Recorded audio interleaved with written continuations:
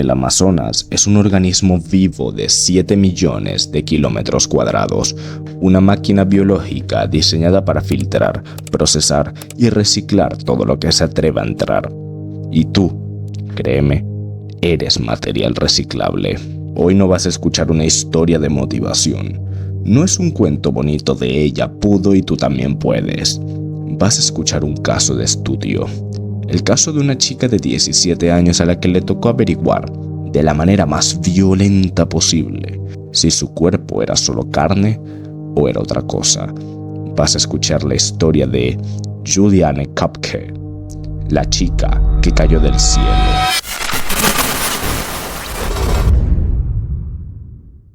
El 24 de diciembre de 1971, Juliane abordó el vuelo 508 de Lanza en Lima, Perú. Destino, Pucallpa. Iba con su madre, María. Iban a ver a su padre, un biólogo alemán que trabajaba en la selva. Para ella, ese viaje era una transición, un cambio de escenario. Iba a graduarse del Colegio Alemán de Lima y quería estudiar biología como sus padres. El avión, un Lockheed L-188 Electra, era una lata voladora con alas, y la aerolínea Lanza tenía una reputación que hoy llamaríamos cuestionable, y que entonces era directamente un chiste de mal gusto. Habían tenido 2 accidentes fatales en los últimos años, pero oye, era la única opción para conectar con la selva. Y era Navidad. ¿Quién va a pensar en la muerte en Navidad? Tú, en esa situación, te habías tomado un café en el aeropuerto, habías mirado por la ventanilla, habías sentido ese nerviosismo previo al viaje, esa mezcla de ansiedad y emoción. Te sientas en el asiento 19F, aprietas el cinturón, piensas en tu mamá sentada a tu lado, piensas en la cena de Navidad que te espera. El avión despega, todo es rutina hasta que el cielo de la nada se pone negro. El avión entra en una tormenta eléctrica, de esas que hacen que los pilotos veteranos se persignen. Relámpagos, turbulencias. El avión baila, cruje, se retuerce. Los pasajeros empiezan a soltar esas pequeñas risitas nerviosas. La típica risa de ¡uy, qué fuerte!, para luego dejar de reír y empezar a gritar. Miras por la ventanilla, ves un fogonazo cegador en el ala derecha. Un rayo, pero no un rayo cualquiera, un rayo que se encuentra en el tanque de combustible. No hay tiempo para el miedo. El miedo es un lujo que requiere tiempo para procesarse. Lo que hay es una explosión. El avión se desintegra en el aire a 3.000 metros de altura. El fuselaje se parte como una galleta. Y tú, con el cinturón abrochado, atada a tu asiento, sales disparada hacia el vacío. Este es el momento en el que tu cerebro, el tuyo, el que está escuchando esto ahora mismo, se desconecta. La mente humana no está diseñada para procesar la caída libre desde 3 kilómetros de altura sin un avión alrededor. El viento te golpea la cara a más de 300 kilómetros por hora. El frío es absoluto. La oscuridad te traga y caes. Caes durante 1 minuto entero. Puedes contar hasta 60 despacio. Eso es lo que duró su caída.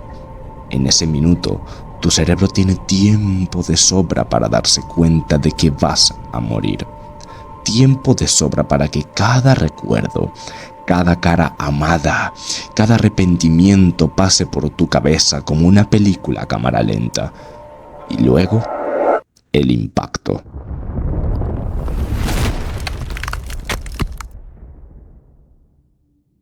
Pero el impacto no es contra el suelo, porque el Amazonas, en su infinita complejidad, tiene una capa de árboles gigantes, de copas tupidas, de ramas que amortiguan. Juliane no cayó al suelo, cayó sobre la selva, y la selva la atrapó, el asiento con ella atada.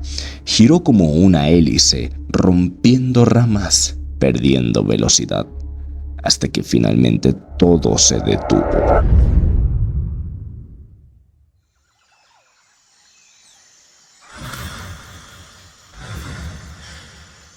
Tú despiertas.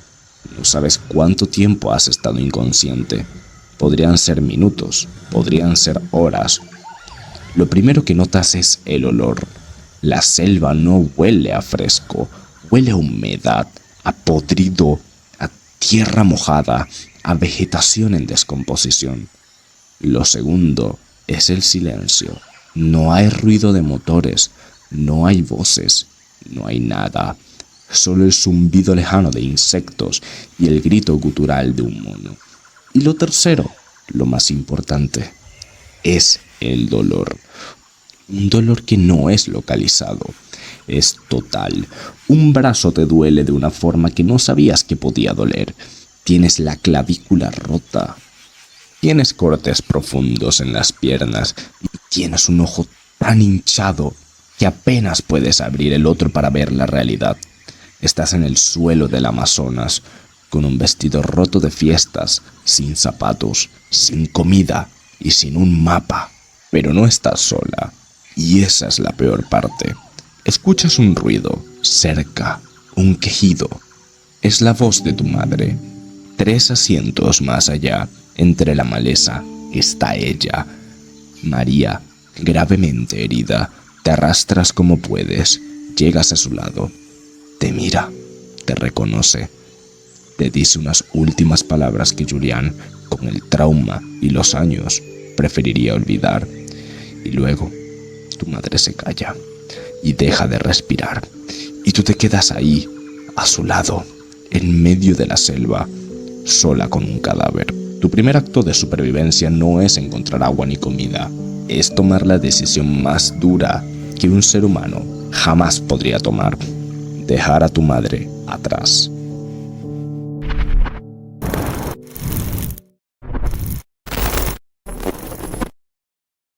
Ahora ponte en su lugar, pero de verdad, no como un ejercicio mental abstracto. Tú, con tu dolor, con tu cuerpo roto, con el cadáver de tu madre a unos metros, tienes que caminar hacia lo desconocido. ¿Hacia dónde? ¿Para qué? Tu cerebro, el tuyo, el de un adolescente de ciudad, empieza a hacer inventario, no de la despensa de tu casa, sino de lo que sabes. Y aquí es donde la historia de Julian deja de ser una tragedia para convertirse en algo mucho más inquietante, en una demostración de que el conocimiento no es solo poder, es la única barrera entre tú y la desaparición. Sus padres eran biólogos, vivían en una estación biológica en la selva. A Julian, desde pequeña, le habían enseñado que la selva no es un enemigo al que hay que vencer, es un sistema al que hay que entender, y su cerebro, en modo supervivencia, empieza a tirar de ese archivo.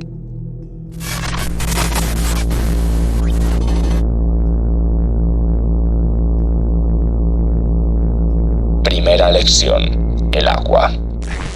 El agua estancada es muerte, es un caldo de cultivo para parásitos y bacterias.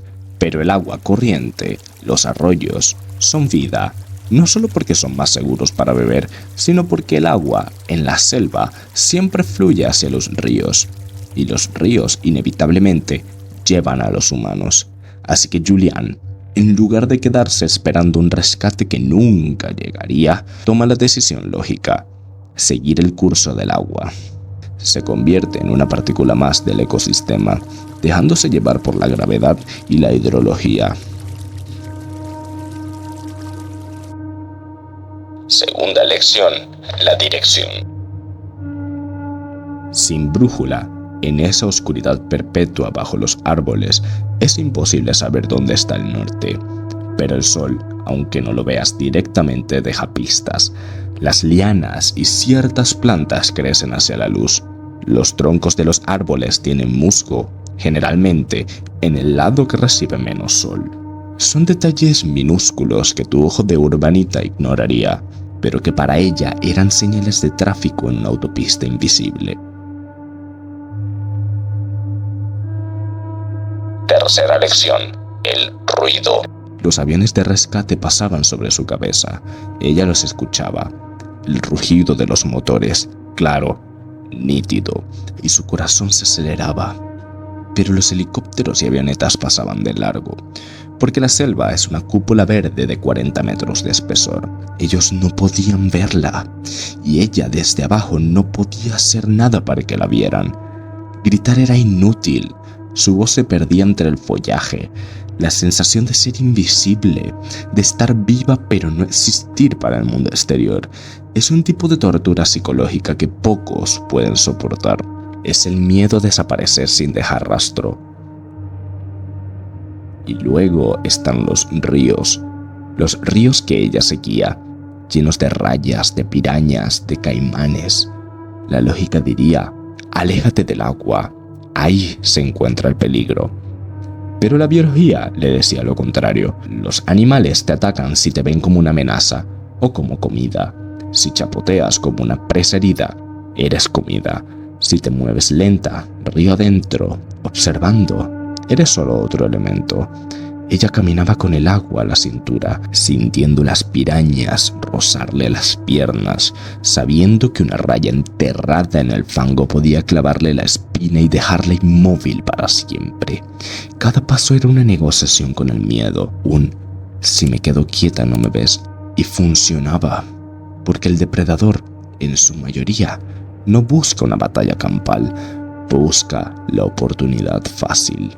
Pero el verdadero horror, el que te hace comprender la fragilidad de tu propia carne, no estaba en los ríos, estaba dentro de su brazo. La herida que tenía en el hombro, profunda, abierta, había dejado de ser solo una herida. Se había convertido en un hotel para la fauna local.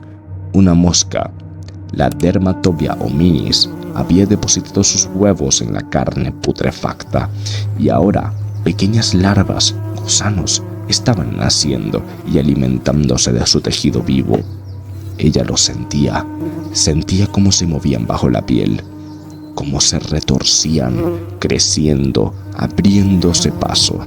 El dolor no era punzante, era un hormigueo constante, una presencia extraña, como si su cuerpo ya no le perteneciera del todo. Tú, en ese momento, con un brazo infectado, con gusanos royéndote desde dentro, con fiebre, con el cadáver de tu madre en la memoria, te pregunto, ¿qué haces? ¿Te rindes? ¿Te sientas en una piedra a simplemente esperar la muerte? Pues ella no lo hizo. Recordó una escena de su infancia. Su padre, el biólogo, tenía un perro. Al perro se le habían metido gusanos en una herida y su padre, con toda la frialdad de la ciencia, agarró gasolina, se la echó encima. Los gusanos, en su necesidad desesperada de oxígeno, salieron huyendo de la piel del perro. Julian encontró un pequeño charco de gasolina cerca de los restos del avión, probablemente del combustible derramado. No lo dudó ni un segundo. Agarró la gasolina y la echó directamente sobre la herida, donde se alejaban los gusanos. El líquido quemaba, claro, pero lo que vino después fue peor. Los gusanos, asfixiándose, empezaron a salir. Docenas de pequeñas larvas blancas retorciéndose, saliendo de su brazo como si fuera una alfombra, y ella, con sus propias manos, con las uñas, las agarraba y las arrancaba, una a una, sintiendo cómo se desgarraba un poquito más su carne, sintiendo el vacío que dejaban, sintiendo que su cuerpo era un terreno en disputa entre su voluntad y la naturaleza. Esa escena es el punto de inflexión. No es solamente asqueroso, es profundamente moral, porque ella no está siendo una heroína, está siendo un animal acorralado, haciendo lo único que sabe hacer: sobrevivir. No hay valentía en arrancarse gusanos, hay simplemente instinto, hay biología pura. El asco es un lujo que te puedes permitir cuando tienes un baño con agua caliente y jabón. En la selva, el asco es un sentimiento que te mata, y ella, una chica de 17 años, lo entendió perfectamente. 11 días. 11 días caminando. 11 días durmiendo en troncos huecos para que los insectos no la devoraran viva. 11 días comiendo lo que encontraba. Frutas podridas, un huevo de ave podrido que casi la mata por infección. 11 días con el duelo por su madre aplacado, congelado, porque si lo soltaba, si lloraba de verdad, el llanto la consumiría. El dolor emocional tuvo que esperar. Su cerebro hizo lo que tenía que hacer. Puso el trauma en una caja, la cerró con candado y la tiró al fondo de la mente. Ya llorarás después, si es que lo hay. Hasta que un día, el 11º día, encuentra algo. No un pueblo, no un equipo de rescate. Encuentra una canoa. Una pequeña embarcación de motor atada a un árbol, cerca de una choza de cazadores. Ella no encuentra una ciudad, encuentra una herramienta y cerca de la choza encuentra gasolina. Y con esa gasolina, no solo se cura de los gusanos restantes, se limpia, se lava y espera. Horas después, los cazadores regresan. La ven y lo primero que piensan es que es una Yemanja, una especie de espíritu del agua, una aparición. Una chica rubia, demacrada, con la ropa hecha jirones, en medio de la selva. No es algo que veas todos los días, pero ella habla y dice su nombre.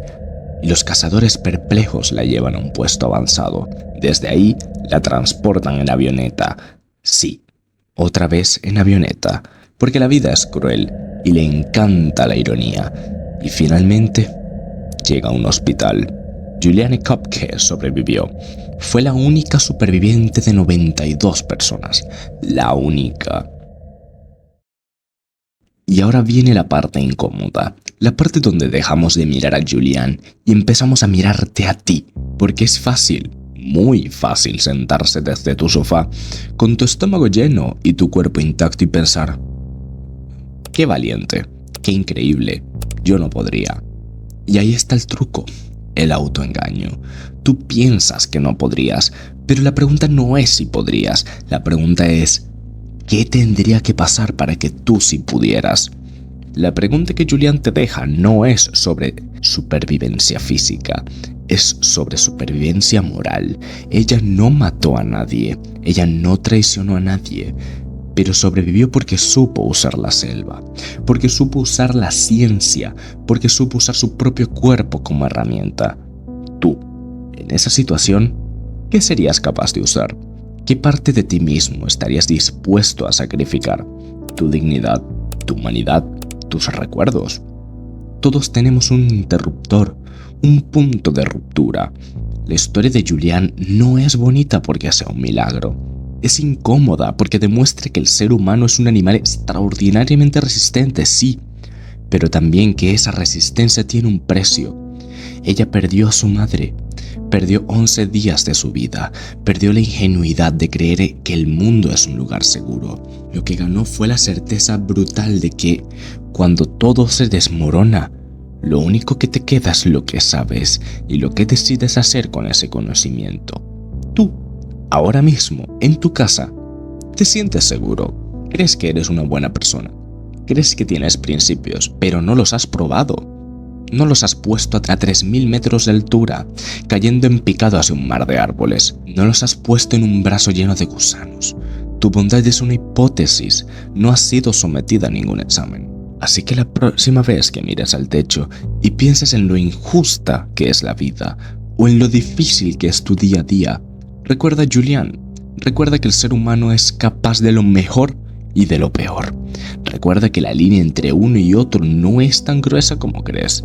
Es fina, muy fina, tan fina como el filo de un cuchillo, tan fina como la rama de un árbol en la selva. Y tú, en el fondo, lo sabes, solo que prefieres no pensarlo, porque pensar en el abismo a veces es lo único que te impide caer en él.